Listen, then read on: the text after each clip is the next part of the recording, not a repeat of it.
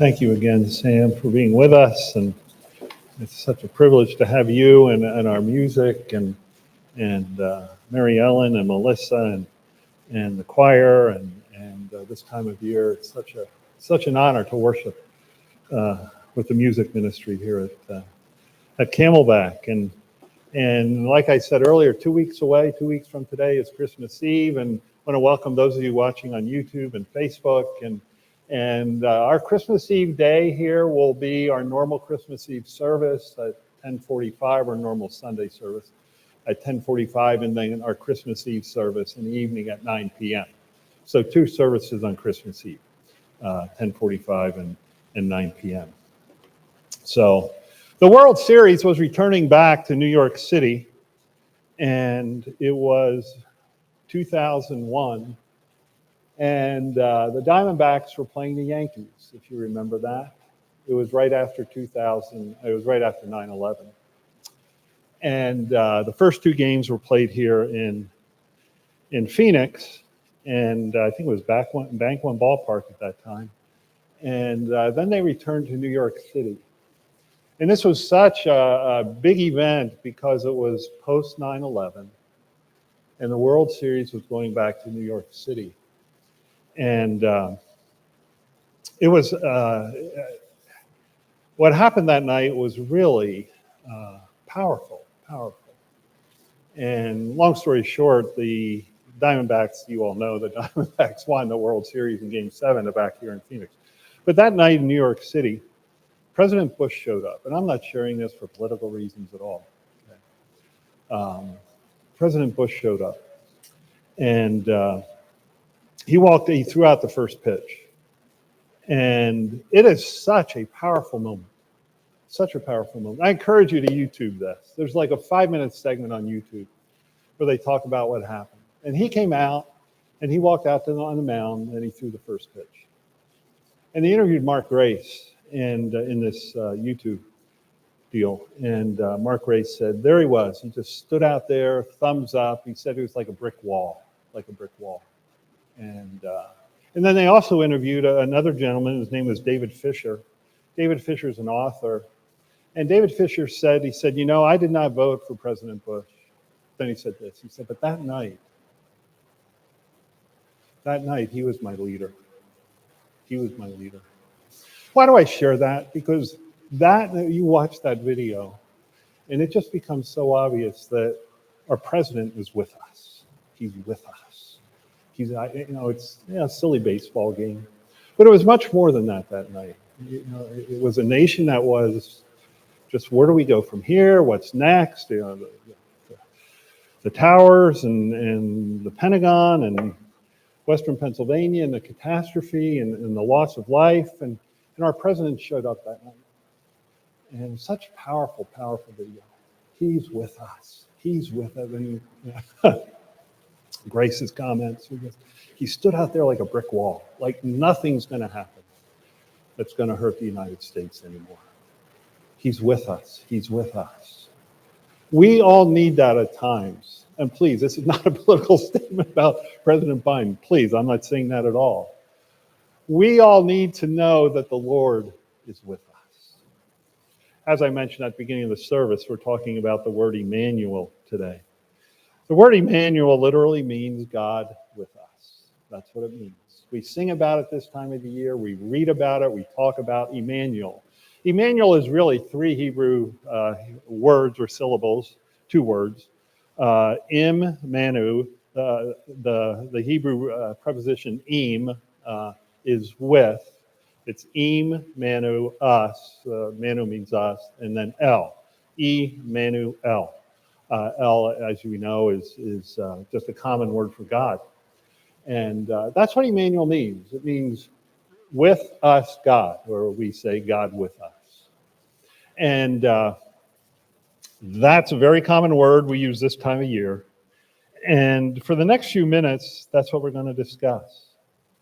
Why? Because this reality is at the center of what we're calling this Christmas here at Camelback, the Christmas Code. The Christmas Code.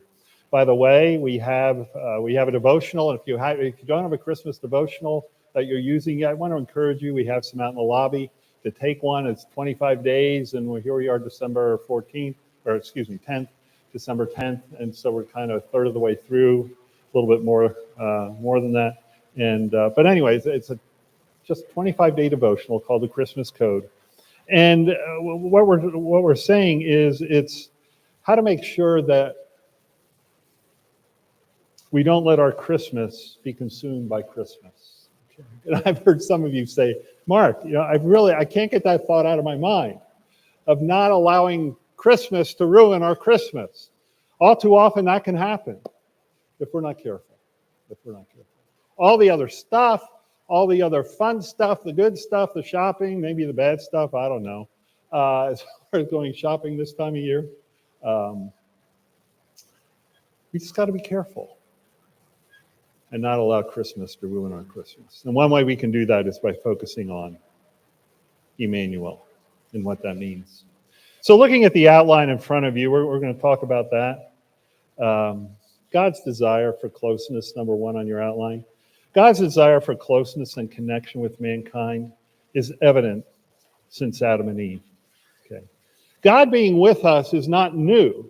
Okay, it's not, Jesus showed up and all of a sudden God was with people. That's not new. In Genesis 3:8, we're told that God walked with Adam in the cool of the day.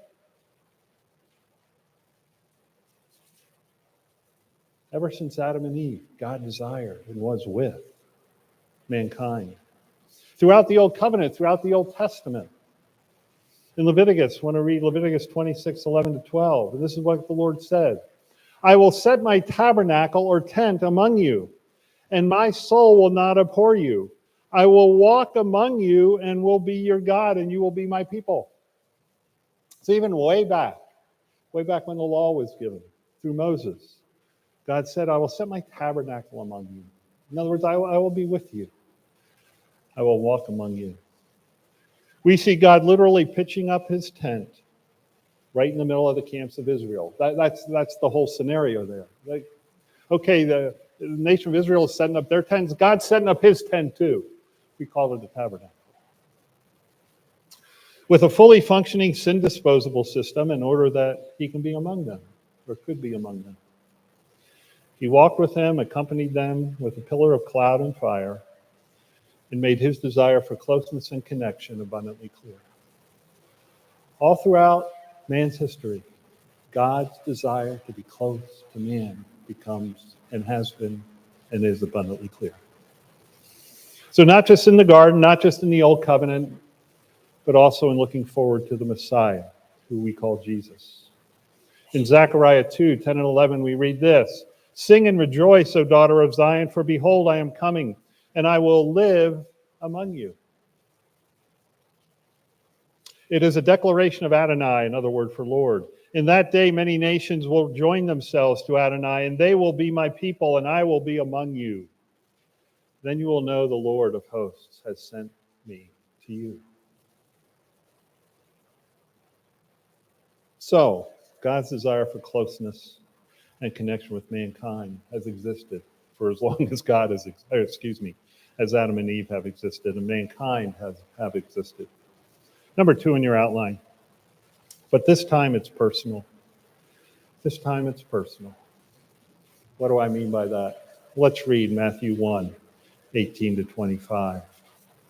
If you want to turn there if you have a tablet, if you have a phone, if you have hard copy, please turn to Matthew chapter 1, which is the first book in the New Testament. Matthew 1:18. This is how the birth of Jesus, the Messiah, came about. His mother Mary was pledged to be married to Joseph, but before they came together, she was found to be pregnant through the Holy Spirit. Because Joseph, her husband, was faithful to the law and yet did not want to expose her to public disgrace, he had in mind to divorce her quietly.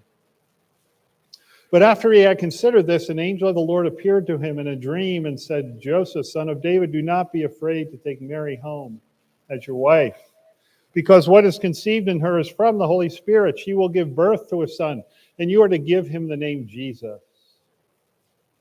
because he will save his people from their sins." All this took place to fulfill what the Lord had said through the prophet: "The virgin will conceive and give birth to a son, and they will call him Immanuel," which means God with us.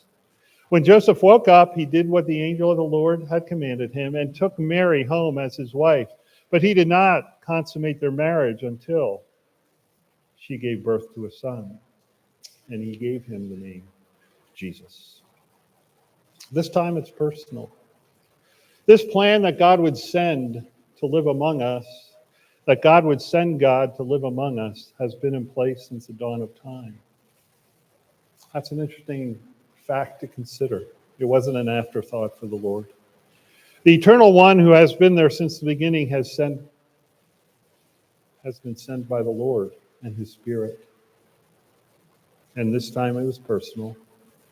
No longer was it symbols and prophetic signs in a purpose-built temple or tabernacle, but God himself was coming to visit. And he is sent by God. The God of mercy placed himself at the mercy of man, which I find to be one of the more astounding facts, realities of Christmas. The God of mercy placed himself at our mercy. What is man going to do to his creator? Well, we know what we did. We killed him. But that's how much he loves us, and how much he cares for us, and how much he wants to have a relationship with us, not just on this earth, but for eternity as well. The God of mercy placed himself at the mercy of man. Number 3 on your outline, he came to be with us. I want to talk about four areas of where God and how God came to be with us. He came to be with us in the middle of our storms. We know the story, or you might know the story of how Jesus was with his disciples on the Sea of Galilee, and the storm came up, and excuse me, basically out of nowhere. And the disciples are like, Jesus, we're sinking, do something, do something. And he did. He did. But he challenged them before he calmed the storm. He said, you have little faith. You have little faith. You're not gonna perish here. You're not gonna perish. And all too often our storms come out of nowhere, do they not, in our lives? A doctor's appointment, a meeting with the boss, a relationship that goes sour quickly. The storms just come. We can't predict it. We don't know it. It comes out of the blue, so to speak. And when the storms come, they challenge our faith, do they not? Lord, why me? Why me? What did I do to deserve this? Did you ever find yourself asking that question? I sure have. But the storm comes. Sometimes the Lord calms the storm. Sometimes he doesn't. Okay? We continue on with issues in our lives. But his peace is there in the midst of the storm. That's what we need to take from this. One of the things we need to take from this. He might not calm the storm in our lives. The relationship might go south. We might get fired. The doctor's appointment might, oh man, really?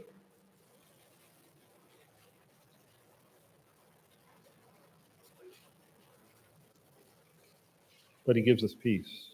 He gives us peace. He came to be with us in the middle of our storms. Second thing, he came to be with us in the middle of our weddings. It's like, what? What do you mean by that? If you know, in the first miracle Jesus ever did was at the wedding at Cana in Galilee. And what I mean by I put that down is he came to be with us in the middle of our storms, the middle of our weddings. Not just our storms, but our weddings. When life is good and we celebrate. He came to be with us so we can enjoy times like that. Hopefully this is that time, one of those times in your life during the year when, if you haven't already, hopefully maybe in the next 2 weeks before Christmas or right after Christmas, you'll have the opportunity to gather with family and friends that you don't have at other times during the year. Now, I want to encourage you, if you are privileged enough to have that opportunity, to really soak it in, to realize how privileged you are, to be surrounded by people that love you and care for you and want to be with you. So he came to be with us at the middle of our weddings. A couple months ago, our grandson, Ezra, had his 2-year birthday party at Oregon Stop Pizza in Mesa. I know many of you have been to Oregon Stop Pizza in Mesa.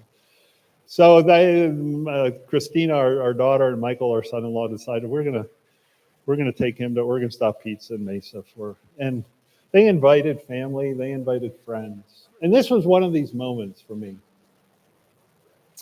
And just to sit there and watch friends of Michael and Christina I didn't even know, but just to observe that night and see them surrounded by family and friends. I thought, Lord, how privileged Michael and Christina and Ezra are to be surrounded by people that love them and encourage them and are with them in this parenting adventure. And for little Ezra as well. So he came to be with us in the middle of our wedding, so to speak, not just in our storms, but in our weddings as well. The Christmas season is hopefully one of those times for you. And what did Jesus do at that wedding, at the Cana in Cana? He turned the water into wine, is the miracle he performed. He turned 120, what they say is 126 full containers of 20 to 30 gallons each. So basically 120, 150 gallons of wine or water, Jesus turned to wine. And remember the guy that put on the wedding comes out and he goes, why did we save the best wine to last? The best wine is usually served first before people get drunk. Okay, he didn't say that. I added that. Okay. But the best wine is usually served first. When Jesus touches our hearts and our lives, he turns our water into wine. He turns our lives into something we could never imagine. That's what Jesus did at the wedding. That's what Jesus wants to do in our lives. One of the ways he can do that is by allowing us to enjoy moments where we are together and life is good, and life is good. Having said that, the next one we need to talk about as well too. He came to be with us in the middle of our grief. One of the more touching stories, and to me, in the entire Bible, is a story of Lazarus and Mary and Martha. Mary and Martha and Lazarus were sisters and brother, and they were real close with Jesus. They were good friends with Jesus. And Lazarus dies. Lazarus dies. And we know the story, or you might know the story, that Jesus delays his way into the town where Mary and Martha lived and where Lazarus was buried. And Martha goes out to meet Jesus on the road, and she finds out Jesus is on his way into town. And if you know the story, if you know anything about Martha in the New Testament, Martha was a woman that you just knew where you stood with Martha. I mean, boom, she just laid it out there. So she confronts Jesus on the road in the town. And what does she say to Jesus? She said, Jesus, if you would have been here, my brother would not have died. I'm laying the death of my brother and your good friend at your feet, Jesus. You're the reason he's dead. And, Jesus responds to her, and that's where he makes the famous statement, I am the resurrection and the life. And just tells Martha that, hey, I got this, Martha. I got this. I know what happened. I got this. Can you trust me? That's really what he's saying to Martha at that point. Martha, can you trust me at this level? Yeah, I know he died. I am the resurrection and the life. I got this, Martha.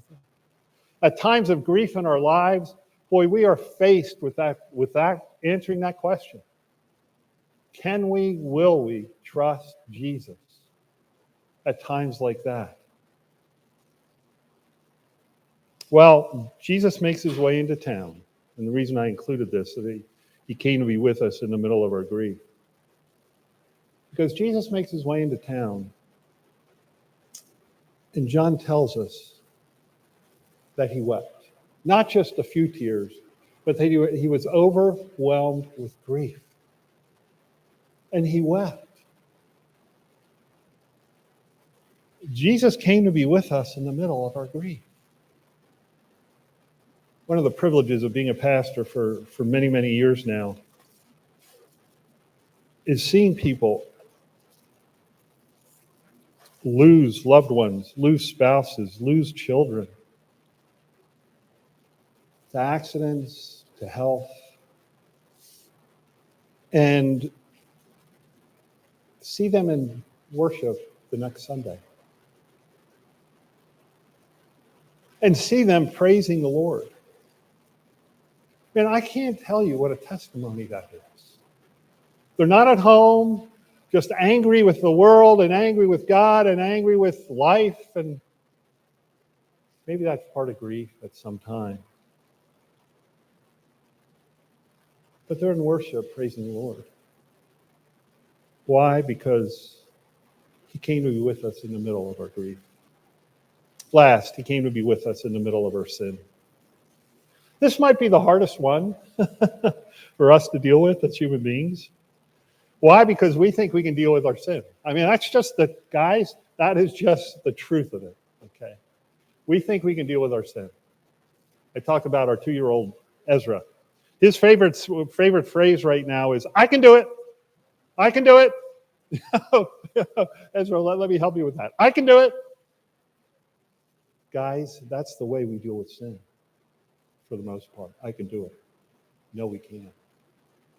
How many religions have been formed over the history of time with people that have literally put that thought, they have put that into effect. I can do it. I'll just create this other religion and name them off. No, there's only one person that can deal with our sin because it's so great and it's so grave and it has eternal consequences. We call it Immanuel. We say God with us. Remember the woman brought before Jesus that was caught in the very act of adultery that John talks about? I want to read to you just a couple of verses from that.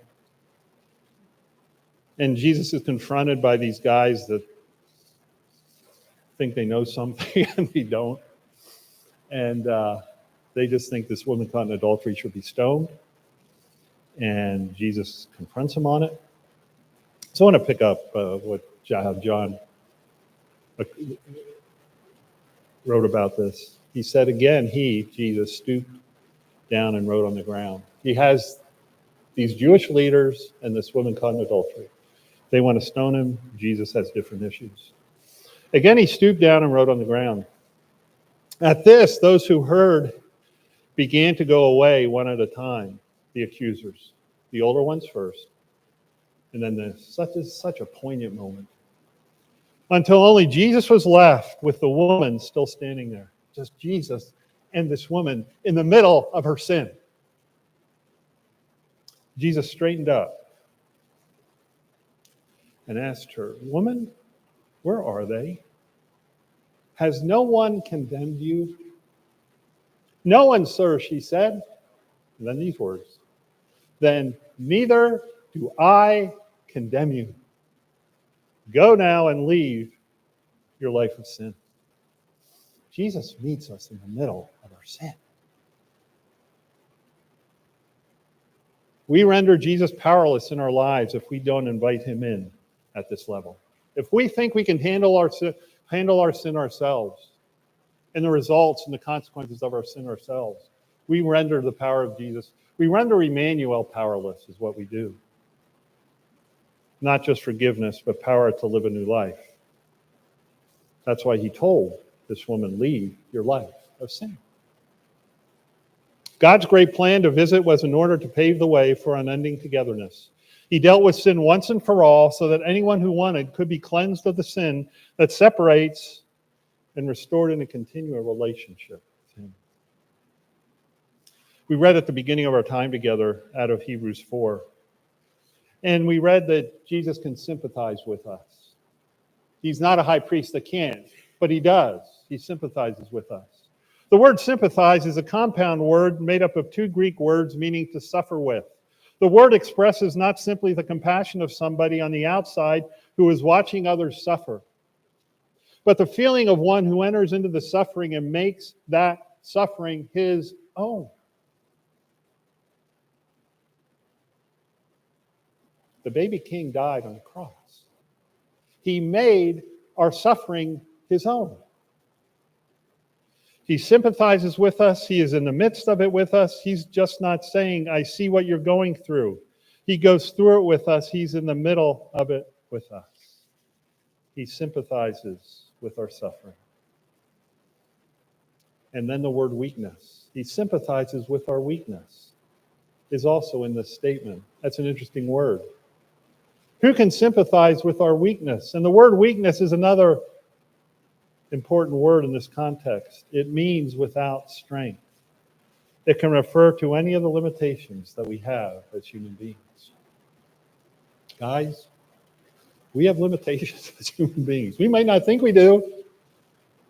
You know, we went to the moon in 1968, whenever that was, somewhere in there. I mean, we can do a lot of great things. We're discovering more and more and more and more about the universe, about the world, about ourselves, about how we operate and how we work and the medical field and all that. It's just amazing. Absolutely amazing how intelligent humans are and what we've been able to discover and where we've been able to go. But we are weak when it comes to overcoming sin. Only Immanuel can handle that for us and has done so. Real quick takeaway, then we'll close. Even as we remember the first Immanuel, let's not lose sight of the second Immanuel. What do I mean by that? I want to read to you out of Revelation 21, 1 to 5. Okay, this is the last book in the Bible. The book of Revelation deals with the end times, eschatology, and it's near the end of the book. And this is what John writes in Revelation 21, 1 to 5. Then I saw a new heaven and a new earth. For the first heaven and the first earth had passed away, and there was no longer any sea. I saw the holy city, the New Jerusalem, coming down out of heaven from God, prepared as a bride, beautifully dressed for her husband. You know, every week together, we and worship, we say the Lord's Prayer. And one of the statements in the Lord's Prayer is what? Thy kingdom come, thy will be done on what? On earth as it is in heaven. This is where it's going, guys. Okay? This is where it's going. A new heaven and a new earth. We talk about dying and going to heaven. The end result isn't us really being in heaven. The end result is a new heaven and a new earth. Let me continue to read. I saw the holy city, the New Jerusalem, coming down out of heaven from God, prepared as a bride beautifully dressed for her husband. And I heard a loud voice from the throne saying, look, here it is. God's dwelling place is now among the people, and he will dwell with them. That's where we're headed, guys. A new heaven and a new earth. And God's going to come down, and he's going to dwell with us forever.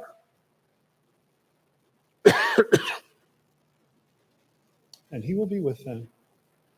They will be his people. And God himself will be with them and be their God. Talk about Immanuel.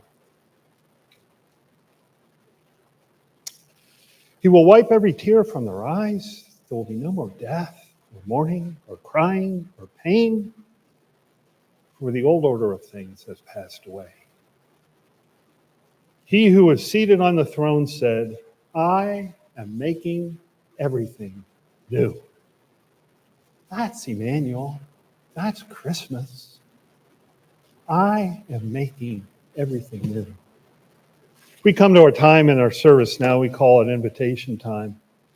And it's a time where we invite you, and I want to invite you, if you have not allowed Jesus to make everything new in your life and be born again in him, I want to invite you to, we're going to sing one verse, to come forward and say, man, I want this, I need this, I realize where we're headed, where I'm headed, and I desire to have God further, more in my life in the person of Jesus. So let's stand and sing the third verse. We're singing the third verse of hymn number 150. Oh, and I don't know what this word, Melissa, how do you pronounce this word? Is it hearken or hearken? Hearken, okay. Oh, hearken me. I thought it was a typo. It's not. So let's stand and sing the third verse of hymn number 150, Oh, hearken ye. And if you desire to know Jesus as your Savior, as your Lord, and please come forward and let's sing.